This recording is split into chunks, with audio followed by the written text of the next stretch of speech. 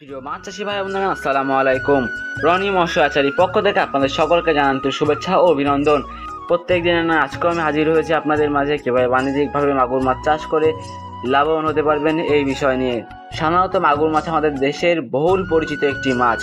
এই মাছটিকে চেনে না এমন লোক খুঁজে পাওয়া খুবই দুষ্কর, কেননা এই মাছ আমাদের দেশের খাল, বিল, নদী, নালা সকল স্থানেই দেখা যায়।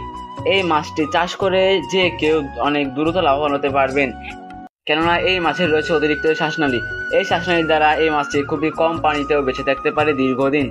তাই এই মাছটি আপনারা নির্দ্বিধায় চাষ করলে লাভবান হতে পারবেন। এই মাছটি চাষ করার জন্য আপনাদের বেশ কিছু পদ্ধতি অবলম্বন করতে হবে।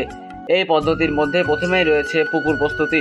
সাধারণত এই মাছটির জন্য মাঝারি সাইজের একটি পুকুর হলে আবশ্যক। এই মাছটি চাষ করার জন্য আপনাদের পুকুরে কাদা যেন না থাকে এই বিষয়ে খেয়াল রাখতে হবে।